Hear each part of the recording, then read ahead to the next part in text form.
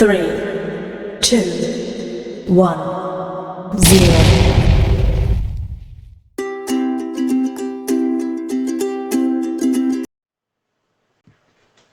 Hello పిల్లలు, welcome to high school maths channel. ఈరోజు మనం 7వ తరగతి గణిత శాస్త్రంలోని 2వ అధ్యాయమైన భిన్నాలు, దశాంశాలు మరియు అకరణీయ సంఖ్యలులో అభ్యాసం 2కు సంబంధించిన లెక్కలను ఈ వీడియో క్లాస్లో చూద్దాం. ఈ అభ్యాసం 2కు సంబంధించినటువంటి లెక్కలు చేయాలి అంటే అంతకన్నా ముందు మనకు అభ్యాసం ముందు కొన్ని ఎగ్జాంపుల్స్ ఇచ్చిండు. ఆ ఎగ్జాంపుల్స్ మనము చేసి చూద్దాం. అంతకన్నా ముందు మీరు ఒకవేళ అభ్యాసం 1లోని లెక్కలు చూడనట్లయితే పైన ఐ బటన్ కనిపిస్తా ఉంది. ఆ ఐ బటన్ ను క్లిక్ చేసి అభ్యాసం 1లో ఉండేటటువంటి లెక్కలను మొత్తం కూడా చూడవచ్చు. మామూలుగా గుణకారము అంటే మనం ఏం చెప్పుకున్నామంటే పునరావృత సంకలనము అని చెప్పుకోవడం జరిగింది. పునరావృత సంకలనం అంటే ఏంది? మళ్ళీ మళ్ళీ కూడడము అని.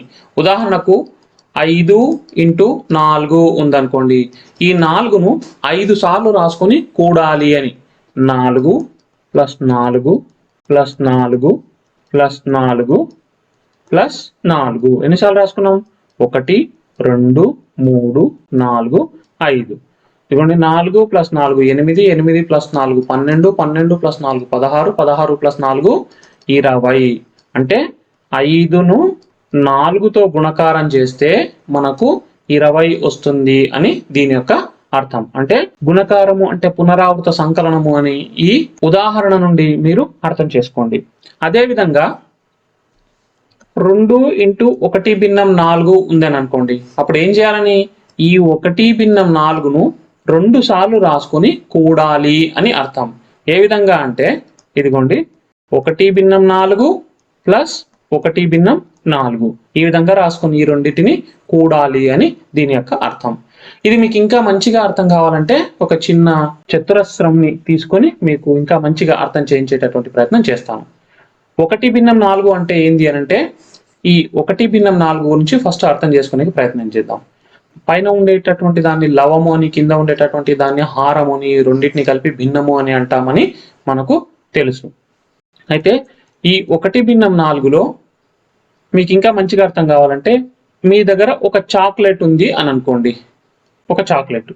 ఈ 4 అంటే ఏంటి అనంటే ఈ చాక్లెట్ను 4 భాగాలుగా విడగొట్టాలి అని దాని యొక్క అర్థం. ఇది ఒక చాక్లెట్ అని అనుకోండి. దీన్ని ఏం చేయాలి? 4 సమాన భాగాలుగా విడగొట్టాలి అని. ఇదిగోండి ఇక్కడ 4 సమాన భాగాలుగా విడగొట్టినాం. అదేవిధంగా ఇదే కాన్సెప్ట్ తీసుకొని మీకు ఈ కూడిక గురించి అంటే 2 × 1 భిన్నం 4 లేదా 1 భిన్నం 4 + 1 భిన్నం 4 భిన్నాల యొక్క కూడిక లేదా గుణకారం గురించి క్లియర్గా వివరించే ప్రయత్నం చేస్తాను. ఇక్కడ చూడండి మీ దగ్గర ఏముంది? ఒక చాక్లెట్ ఉంది. దీన్ని ఏం చేయాలి? 4 సమాన భాగాలుగా చేయాలి. ఇది మీ దగ్గర ఉండేటటువంటి ఒక చాక్లెట్ అని అనుకోండి. అప్పుడు ఏం చేస్తాం? దీన్ని 4 సమాన భాగాలుగా విడగొట్టినాం. ఒక భాగాన్ని నేను షేడ్ చేస్తున్నా చూడండి.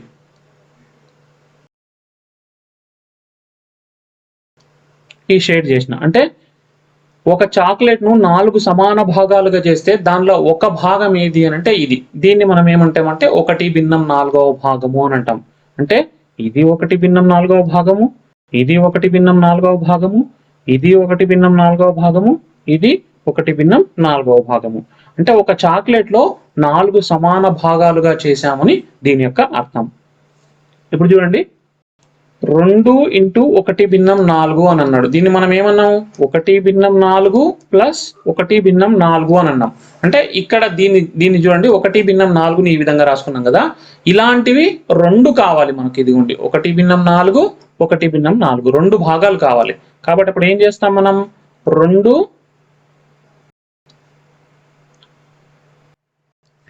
ఇదిగోండి ఇలాంటివి ఇక్కడ 2 భాగాలు తీసుకున్నాను. ఇది 1 భిన్నం 4వ భాగం, అదేవిధంగా ఇది 1 భిన్నం 4వ భాగం. ఈ రెండింటిని మనం కలిపామనుకోండి.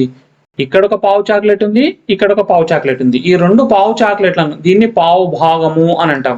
ఈ 2 పావు భాగాలను కలిపితే మనకేమొస్తుంది?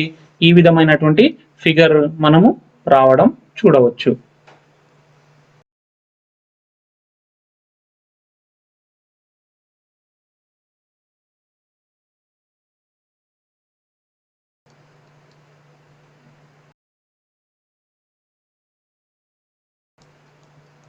ఈ మొత్తం ఒక చాక్లెట్ అనుకున్నట్లయితే దీనిలో ఒక పావు భాగం ఇక్కడ షేడ్ చేసాం, ఇందులో ఒక పావు భాగం ఇక్కడ షేడ్ చేసాం.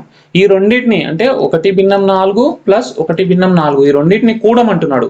ఇక్కడ 1/4 భాగం, ఇక్కడ 1/4 భాగం, ఈ రెండింటిని కూడితే మనకు ఈ విధంగా వచ్చింది. అంటే ఒక చాక్లెట్ లో 2 భాగాలు ఇక్కడ మనం గమనించవచ్చు. అంటే దీన్ని ఏ విధంగా రాయవచ్చు, ఇక్కడ చూడండి, ఇది 1/4 భాగం, మధ్యలో ప్లస్ కు ప్లస్ అట్లే ఉంది, ఇది 1/4 భాగం. ఇప్పుడు చూడండి, ఈ రెండింటి యొక్క కాసాగు మనకు 4 వస్తుంది. ఇక్కడ ఒకటి ఉంది, ఇక్కడ ఒకటి ఉంది, ఈ ఒకటిని ఇక్కడ, ఈ ఒకటిని ఇక్కడ రాసుకున్నాం. అప్పుడు ఏమైతుంది, 1 + 1 = 2, భిన్నం ఈ 4 అట్లే ఉంది. అంటే ఒక చాక్లెట్ ను 4 సమాన భాగాలు చేస్తే ఇక్కడ 2 భాగాలు ఉన్నాయని, ఇదొక భాగం, ఇదొక భాగం, ఈ 2 భాగాలు ఇక్కడ ఉన్నాయి అని దీని యొక్క అర్థం. దీన్ని కొట్టేస్తే మనం ఏమవుతుందంటే 2 × 2 2 × 4 1/2 భాగం వస్తుంది. అంటే ఈ మొత్తాన్ని అంటే షేడ్ చేసినటువంటి భాగం మొత్తాన్ని మనం కన్సిడర్ చేసుకున్నట్లయితే హాఫ్ 1/2 అంటే సగ భాగము అని, అంటే సగం చాక్లెట్ మన దగ్గర ఉంది అని దీని యొక్క అర్థం. అంటే 1/4 1/4ను కూడాలి అంటే కాన్సెప్ట్ మీకు మంచిగా అర్థం కావాలని చెప్పి చాక్లెట్ అని, ఈ 1/4 భాగం పావు భాగం అని ఈ విధంగా చెప్పడం జరిగింది. ఇది 7వ తరగతి గణిత శాస్త్రంలో ఉండేటటువంటి ఒక ఎగ్జాంపుల్. ఈ విధంగా మనము భిన్నాలను కూడవచ్చు. ఈ భిన్నాల కూడిక అంటే ఈ బొమ్మలు ఏమీ లేకుండా భిన్నాల కూడికను మీకు ఇంకా ఈజీగా అర్థమయ్యేటట్టు, ఇదే ఎగ్జాంపుల్ ను ఈజీగా అర్థమయ్యేటట్టు చెప్తాను చూడండి.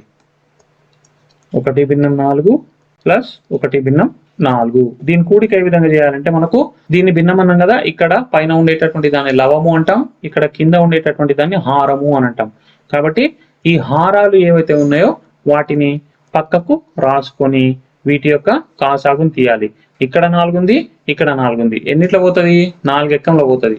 2 ఎక్కం నుంచి కూడా తీయొచ్చు, మళ్ళీ వచ్చినటువంటి దాన్ని మొత్తం గుణిస్తే 4 వస్తుంది. కాబట్టి నేను డైరెక్ట్ గా 4 ఎక్కంతోనే తీస్తున్నాను. ఒకవేళ ఇక్కడ 2 ఉంది అనుకోండి, 6 ఉంది, 8 ఉంది అనుకోండి, అప్పుడు మీరు 2 ఎక్కంతో స్టార్ట్ చేస్తూ పోవాలి. అది సందర్భం వచ్చినప్పుడు మళ్ళీ చెప్తాను. ఇప్పుడు చూడండి, ఇక్కడ 4 ఎక్కం 4, ఇక్కడ 4 ఎక్కం 4 పోయింది. కాబట్టి వచ్చినటువంటి దాన్ని మనం ఏం చేస్తామంటే అన్ని అంకెలను గుణించాలి. 4 × 1 × 1 దట్ ఈజ్ ఈక్వల్ టు ఏమొస్తుంది, 4 ఎక్కం 4 4 ఎక్కం 4 మొత్తం 4 వచ్చింది. అప్పుడు మనం కాసాగు 4 అని రాసుకుంటాం. ఇక్కడ ఉండేటటువంటి ఈ కసాగును ఈ భిన్నంలో ఉండేటటువంటి హారంతో భాగించాలి. ఇదో ఈ కసాగు ఉంది కదా, ఈ కసాగును ఇక్కడ రాసుకుంటున్నాను నేను. ఈ కసాగును ఇక్కడ భిన్నంలో ఏముంది, 4 ఉంది, దీన్ని కింద రాసుకొని దీంతో దీన్ని భాగించాలి. 4 4 కొట్టకపోతే మనకు 1 మిగులుతుంది. ఈ వచ్చినటువంటి 1ని ఇక్కడ ఉండేటటువంటి లవంతో గుణించి రాసుకోవాలి. ఈ 1 × ఈ 1 ఒక్కెకం 1, మధ్యలో ప్లస్ ఉంది కాబట్టి ప్లస్ అదే విధంగా రాసినాను. అదే విధంగా ఇక్కడ కూడా ఈ కసాగును ఈ 4తో భాగించాలి. కసాగు 4తో భాగించాలి. ఇక్కడ కూడా మనకు 1 వచ్చింది. ఈ 1ని ఇక్కడ లవంలో ఉండేటటువంటి దానితో గుణించి మనం ఇక్కడ రాసుకోవాలి. 1 × 1 దట్ ఈజ్ ఈక్వల్ టు, ఇప్పుడు చూడండి 1 + 1 = 2 భిన్నం ఈ 4కు 4 అట్లే ఉంటుంది. మనకి ఇంతకు ముందు కూడా 2 భిన్నం 4 వచ్చింది. అదే విధంగా దీన్ని కొట్టేయచ్చు కూడా.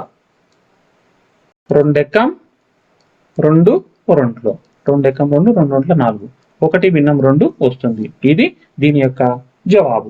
ఈ విధంగా మనం భిన్నాలను కూడిక చేయవచ్చు. ఇంతకుముందు మనం ఏం చేసినామంటే క్రమ భిన్నాల యొక్క కూడికను చేసినాం. అంటే 2 × 1 భిన్నం 4 ఈ 2 అనేటటువంటి పూర్ణాంకాన్ని 1 భిన్నం 4 అనే క్రమ భిన్నంతో గుణించి రిజల్ట్ ను మనం చూసినాం. క్రమ భిన్నం అంటే లవం చిన్నగా ఉండి హారం పెద్దగా ఉంటే దాన్ని క్రమ భిన్నం అంటారు అని నేను గత వీడియోలో చెప్పడం జరిగింది. వాటిని మీరు ఒకసారి ఈ భిన్నాల కాన్సెప్ట్ పూర్తిగా అర్థం కావాలంటే మీరు పైన ఐ బటన్ క్లిక్ చేసి చూడండి. ఇప్పుడు ఏం చేద్దాం మనం అంటే ఒక పూర్ణాంకాన్ని ఒక క్రమ భిన్నంతో గుణించి రాసుకున్నాం. ఇప్పుడు మనం ఏం చేద్దామంటే, ఇప్పుడు చూడండి ఒక మిశ్రమ భిన్నాన్ని తీసుకున్నాను. ఇక్కడ 3 పూర్ణాంకం 1 భిన్నం 2, 1 భిన్నం 2 ఈ 2 భిన్నాలను కూడాలి అని అనుకుంటున్నాను. ఇది చూడండి 3 పూర్ణాంకం 1 భిన్నం 2 కూడాలి కాబట్టి మధ్యలో ప్లస్, మరియు 1/2 అదే విధంగా రాసుకున్నాను. ఇప్పుడు మనకు కూడాలి అంటే భిన్నాలు మాత్రమే ఉండాలి. ఇక్కడ మిశ్రమ భిన్నం ఉంది, ఇక్కడ క్రమ భిన్నం ఉంది. మరి ఈ మిశ్రమ భిన్నాన్ని మనము భిన్న రూపకంగా మార్చాలి. ఏ విధంగా మార్చాలి అని అంటే 3.1/2ను భిన్న రూపంలోకి మార్చాలంటే ఇక్కడ ఉండేటటువంటి హారాన్ని ఇక్కడ ఉండే పూర్ణాంకంతో గుణించాలి. చూడండి, 2/3 ప్లస్ వీటికి పైన ఉండే లవాన్ని కూడాలి 1 భిన్నం ఈ కింద ఉండేటటువంటి హారాన్ని యథావిధిగా రాసుకోవాలి. ఎంత అవుతుంది చూడండి, 2 × 3 2 3 6 ప్లస్ 1 7 భిన్నం 2 అదే విధంగా ఉంటుంది.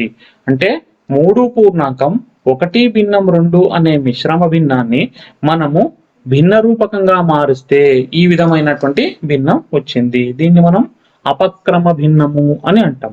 అపక్రమ భిన్నము అంటే లవము పెద్దగా ఉండి హారము చిన్నగా ఉంటే వాటిని మనం అపక్రమ భిన్నము అని అంటాం. ఇప్పుడు ఏం చేస్తాం, ఈ 3.1/2 బదులు 7/2ను రాసుకుంటాం. ప్లస్ ఇక్కడ 1/2 అదే విధంగా ఉంది. ఇప్పుడు చూడండి, ఇక్కడ హారాలలో మనకేముంది, 2 ఉంది. ఇక కాసాగు తీయాలంటే ఏం చేయాలని చెప్పిన, హారాలలో ఉండేటటువంటి అంకెలు లేదా సంఖ్యలను రాసుకోవాలి. 2తో కాసాగు తీయాలి. 2 ఎక్కం 2 2 ఎక్కం 2 ఎంత వచ్చింది, 2 × 1 × 1 2 ఎక్కం 2 2 ఎక్కం 2 మన కాసాగు ఎంత వస్తుంది అని అంటే 2 కాసాగు వస్తుంది. ఇప్పుడు ఏం చేయాలి, వాస్తవంగా అయితే ఇక్కడ ఉండేటటువంటి కసాగును ఈ భిన్నంలో కింద ఉండే హారంతో భాగించి వచ్చినటువంటి దాన్ని దీంతో గుణించి రాసుకోవాలి. ఇక్కడ 2 కాసాగు ఉంది, హారంలో కూడా 2 ఉంది కాబట్టి దీన్ని దీంతో భాగిస్తే 1 వస్తుంది.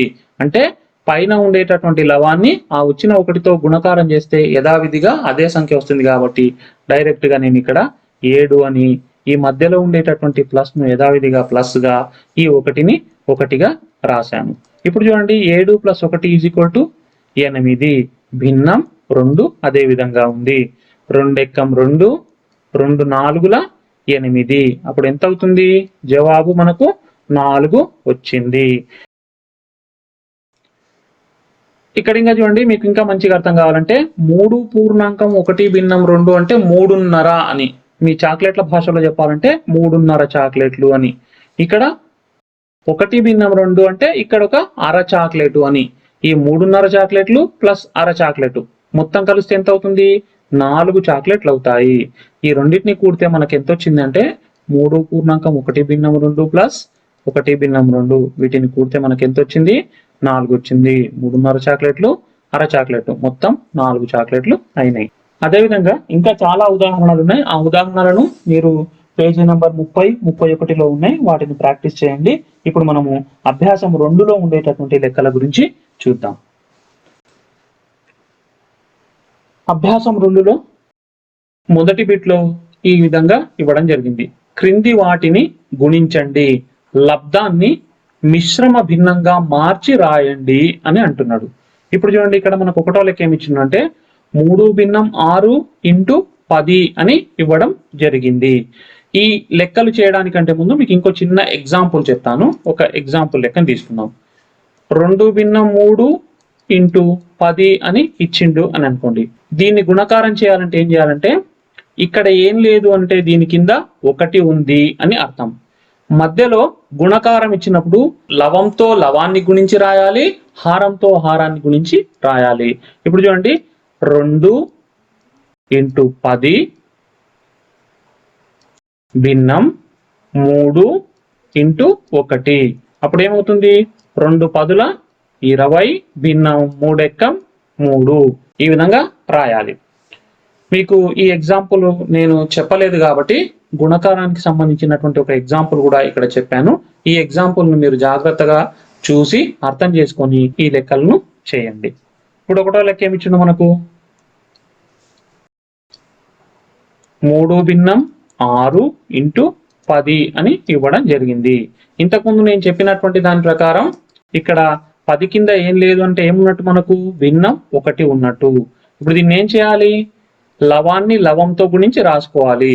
3 × 10 భిన్నం 6 × 1 దట్ ఈజ్ ఈక్వల్ టు 3 10ల 30 భిన్నం 6 ఎక్కం 6.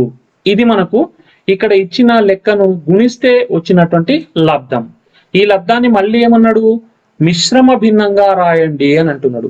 మిశ్రమ భిన్నంగా రాయాలంటే మనం ఏం చేయాలంటే, ఇక్కడ మనం దీన్ని గుణించినాం కదా, 3 భిన్నం 6 × 10 చేస్తే మనకి ఎంత వచ్చింది, 30 భిన్నం 6 అనేది వచ్చింది. ఈ 30 భిన్నం 6లో లవాన్ని హారంతో భాగించాలి. ఇది హారం ఎన్నిట్లో పోతుంది, ఈ విధంగా వచ్చింది కదా. ఇప్పుడు మనం ఏం చేస్తామంటే, ఇక్కడ ఉండేటటువంటి భాగాన్ని పూర్ణాంకంగాను, ఇక్కడ ఉండేటటువంటి భాగాన్ని లవముగాను, ఇక్కడ ఉండేటటువంటి భాగాన్ని హారంగా రాస్తాం. అంటే మనము 30 భిన్నం 6ను మనం మిశ్రమ భిన్నంగా మారిస్తే మనకి ఎంత వస్తుంది అని అంటే 5 పూర్ణాంకం 0 భిన్నం 6. దీన్నే మనం 5గా కూడా రాసుకోవచ్చు. 0 భిన్నం 6 అంటే దాని విలువ 0, కాబట్టి మనం 5గా రాసుకోవచ్చు. ఇది రాసే పద్ధతి. మీకు మిశ్రమ భిన్నంగా మార్చినప్పుడు ఏ విధంగా రాయాలి అని చెప్పి అర్థం కావడానికి ఈ విధంగా చెప్పాను. యాక్చువల్గా 30 భిన్నం 6 అంటే 6 ఎక్కం 6, 6 5ల 30. జవాబు అనేది 5గానే వస్తుంది. దీన్ని మిశ్రమ భిన్నంగా మనము రాయలేము. మీకు అర్థం కావాలని చెప్పి ఈ విధంగా చెప్పడం జరిగింది. ఒకటో బిట్లో రెండో లెక్క ఏమి ఇచ్చింది చూడండి, మనకు 1 భిన్నం 3 × 4 అని ఇవ్వడం జరిగింది. ఈ 4 కింద ఏం లేదు అంటే ఏమున్నట్టు, మనకు 1 ఉన్నట్లు. ఏం చెప్పినా నేను, లవాన్ని లవంతో గుణించి రాసుకోవాలి. 1 × 4 భిన్నం హారాన్ని హారంతో గుణించి రాసుకోవాలి. 3 × 1 దట్ ఈజ్ ఈక్వల్ టు 1 4 భిన్నం 1 3 3 లేదా 3 ఎక్కం 3. ఇప్పుడు వచ్చినటువంటి దాన్ని ఏం చేయాలి, ఈ 4ను 3తో భాగించాలి. 3 ఎక్కం 3. ఎంత మిగిలింది మనకు, 4లో 3 పోతే 1 మిగులుతుంది. దీన్ని మిశ్రమ భిన్నంగా మార్చాలంటే ఏం చేయాలి, మిశ్రమ భిన్నంగా రాసుకోవాలంటే ఏం చేయాలి, ఇక్కడ ఉండేటటువంటి 1ని పూర్ణాంకంగా రాయాలి, ఇక్కడ మిగిలినటువంటి 1ని లవముగా రాయాలి, ఇక్కడ ఉండేటటువంటి దాన్ని మనము హారంగా రాయాలి. అంటే 4 భిన్నం 3ను మిశ్రమ భిన్నంగా మారిస్తే మనకు ఎంత వస్తుంది అంటే 1 పూర్ణాంకం 1 భిన్నం 3 వస్తుంది. ఇది ఈ రెండవ లెక్క యొక్క జవాబు. ఒకటో బిట్లో మూడవ లెక్క ఏమి ఇచ్చింది చూడండి, 6 భిన్నం 7 × 2 అని ఇవ్వడం జరిగింది. దీన్ని యథావిధిగా రాసుకోండి. 6 భిన్నం 7 × 2. 2 కింద ఏం లేదంటే మనము భిన్నం 1 రాసుకోవచ్చు. ఇప్పుడు లవాన్ని లవంతో గుణించి రాసుకోవాలి. 6 × 2 భిన్నం హారాన్ని హారంతో గుణించి రాసుకోవాలి. 7 × 1 ఇదిగోండి 6 2 12 భిన్నం 7 ఎక్కం 7. ఇప్పుడు ఏం చేయాలి, ఈ వచ్చినటువంటి దాన్ని మిశ్రమ భిన్నంగా రాయండి అని అంటున్నాడు కాబట్టి 12ను 7తో భాగించాలి. 7 ఎక్కం 7.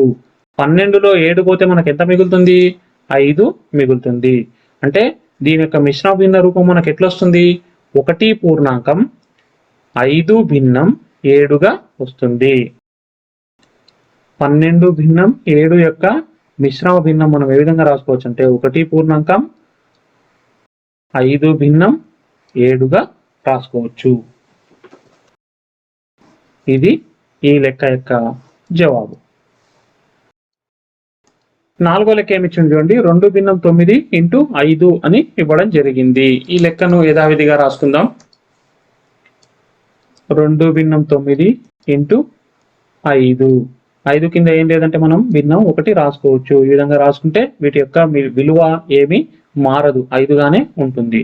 ఇప్పుడు ఏం చేయాలి, లవాన్ని లవంతో గుణించి రాసుకోవాలి. 2 × 5 భిన్నం హారాన్ని హారంతో గుణించి రాసుకోవాలి. 9 × 1 ఈజ్ ఈక్వల్ టు 2 5ల 10 భిన్నం 9 ఎక్కం 9. ఇప్పుడు దీన్ని మిశ్రమ భిన్నంగా మార్చి రాయాలంటే ఏం చేయాలి, 10 భిన్నం 9లో 10ని 9తో భాగించాలి. 9 ఎక్కం 9. 10లో 9 పోతే మనకు 1 మిగులుతుంది. దీని యొక్క మిశ్రమ భిన్న రూపం ఏమొస్తుంది, 1 పూర్ణాంకం 1 భిన్నం 9గా వస్తుంది. అంటే దీని యొక్క మిశ్రమ భిన్న రూపము 1 పూర్ణాంకం 1 భిన్నం 9. మళ్ళీ చూడండి, మిశ్రమ భిన్నం రాసుకోవాలంటే ఇక్కడ ఉండేటటువంటి దాన్ని పూర్ణాంకంగాను, ఇక్కడ ఉండేటటువంటి దాన్ని లవముగాను, ఇక్కడ ఉండేటటువంటి దాన్ని హారంగా రాసుకోవాలి. ఇది వాటి యొక్క మిశ్రమ భిన్న రూపం అవుతుంది. అంటే 2 భిన్నం 9 ఇంటూ 5 చేస్తే మనకు ఎంత వచ్చింది? 1 పూర్ణాంకం 1 భిన్నం 9 అనేది జవాబుగా మనకు వచ్చింది. ఇది ఈ లెక్క యొక్క జవాబు. ఈ బిట్లో నేను మొత్తం 4 లెక్కలు చెప్పాను.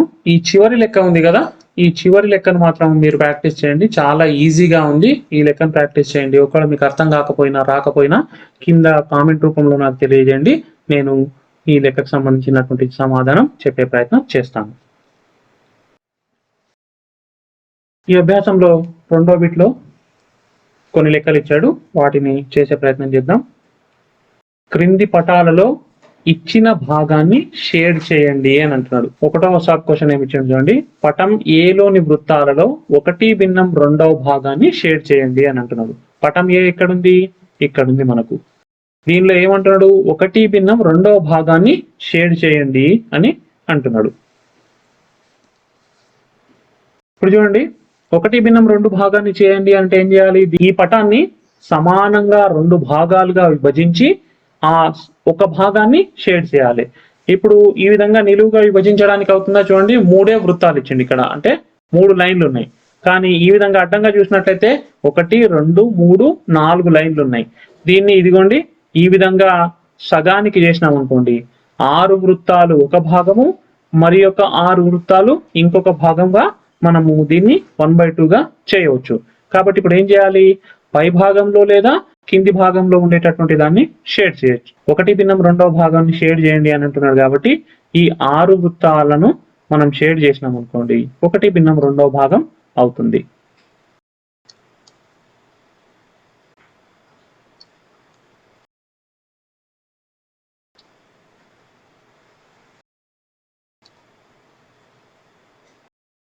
ఈ విధంగా మనము 1 భిన్నం 2వ భాగాన్ని పటం ఏలో మనము షేడ్ చేయడం జరిగింది.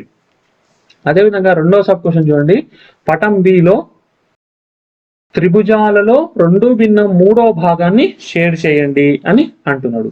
ఇక్కడ కూడా చూడండి, ఈ పటాన్ని మొత్తం 3 సమాన భాగాలుగా విభజించాలి అని దీని యొక్క అర్థం. 3 సమాన భాగాలుగా విభజించాలంటే నిలువుగానైనా విభజించవచ్చు, అడ్డంగానైనా విభజించవచ్చు. ఎందుకంటే 3 త్రిభుజాలే ఇవ్వడం జరిగింది కాబట్టి. అంటే 3 భాగాలలో 2 భాగాలను షేడ్ చేయండి అని అంటున్నాడు. ఈ పైన ఉండేటటువంటి 2 భాగాలు చేయొచ్చు, లేదా ఇక్కడ ఉండేటటువంటి 2 భాగాలనైనా మనం షేడ్ చేయవచ్చు. ఈ విధంగా చేద్దాం దీన్ని.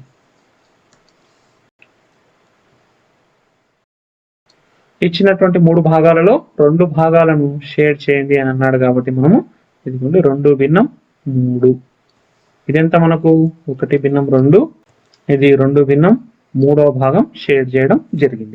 అదేవిధంగా పటం సిలో దీర్ఘచతురస్రాలలో 3 భిన్నం 5వ భాగాన్ని షేడ్ చేయండి అని అంటున్నాడు. ఇక్కడ 3 భిన్నం 5 భాగాలు షేడ్ చేయాలంటే ఫస్ట్ ఇచ్చినటువంటి పటాన్ని మనం 5 సమాన భాగాలుగా విడదీయాలి. ఎందుకంటే ఇక్కడ 3 భిన్నం 5 అని ఇచ్చిండు. దీన్ని పటాన్ని 5 సమాన భాగాలుగా విడదీయాలి.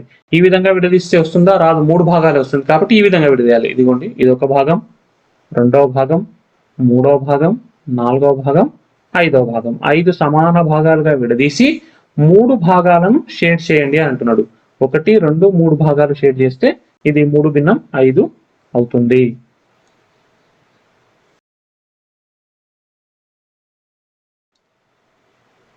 ఈ విధంగా మనం ఇచ్చినటువంటి పటాన్ని 5 సమాన భాగాలుగా విడదీసి అందులో 3 భాగాలను షేడ్ చేయడం జరిగింది. ఇదంతా మనకు 3 భిన్నం 5వ భాగం మనం షేడ్ చేయడం జరిగింది. అదేవిధంగా పటం డిలో ఏమంటున్నాడు? 3 భిన్నం 4వ భాగాన్ని షేడ్ చేయండి అని అంటున్నాడు. ఇప్పుడు చూడండి, దీన్ని 4 సమాన భాగాలుగా విడదీయాలి. ఈ విధంగా నిలువుగా విడదీసినాం అనుకోండి, ఎన్ని భాగాలు అవుతాయి? 1 2 3 4 5 భాగాలు అవుతాయి. కానీ మనకు ఈ పటాన్ని ఎన్ని భాగాలుగా విడదీయమని చెప్పిండు? 4 భాగాలుగానే విడదీయమన్నాడు. కాబట్టి అడ్డంగా విడదీద్దాం. ఇదిగోండి, ఇది 1వ భాగం, 2వ భాగం, మూడవ భాగం, నాలుగవ భాగం. కాబట్టి దీనిలో 3 భాగాలను షేర్ చేయమని అంటున్నాడు. పైన ఉండేటటువంటి 3 భాగాలను షేర్ చేస్తే 3/4 భాగం అవుతుంది. ఈ విధంగా ఇచ్చినటువంటి మొత్తం పటాన్ని 4 భాగాలుగా విభజించి అందులో మనము 3 భాగాలను షేర్ చేయడం జరిగింది. దీని విలువ అయింది 3/4. ఈ విధంగా మనము ఈ రెండో బిట్లో ఉండేటటువంటి లెక్కలను చేస్తాం. ఈ అభ్యాసంలో చివరి బిట్టు మూడో బిట్లో 2 లెక్కలు ఇచ్చిండు, కనుగొనండి అని. మొదటిది ఏమంటున్నాడంటే 12లో 1/3వ భాగము, అదేవిధంగా 15లో 2/5వ భాగాన్ని కనుక్కోండి అని అంటున్నాడు. మనము ఈ 12ను 3 భాగాలుగా విభజించి ఇంతకుముందు పటాలు షేర్ చేసినాం కదా, ఆ విధంగానైనా చేయవచ్చు, లేదా ఒకటో లెక్కను ఈ విధంగా కూడా చేయవచ్చు. చూడండి, 12లో 1/3వ భాగం అంటే ఇంటూ 1/3 రాసుకోవాలి. రాసుకొని 12లో 1/3వ భాగం చేయవచ్చు. ఇప్పుడు 12 కింద ఏం లేదంటే ఏమున్నట్టు, మనకు భిన్నం 1 ఉన్నట్టు. ఇప్పుడు చూడండి, దీన్ని గుణిస్తే ఏమవుతుంది, లవాన్ని లవంతో గుణించాలి. 12 ఇంటూ 1 భిన్నం, అదేవిధంగా 1 ఇంటూ 3 ఎంత అవుతుంది అప్పుడు, 12 ఎక్కం 12 భిన్నం 1 3 3. 12ను 3తో భాగాహారం చేస్తే ఎంత వస్తుంది మనకు, 3 4ల 12, శేషము 0. అంటే 12లో 1/3వ భాగం ఎంత వచ్చింది మనకు, =4 వచ్చింది. ఇంతకుముందు మనం రెండో లెక్క చేసినాం కదా, ఆ విధంగా మనము ఈ 12ను 3 సమాన భాగాలుగా విభజించి ఒక భాగాన్ని షేర్ చేస్తే 4 వస్తుంది. ఉదాహరణకు చూడండి,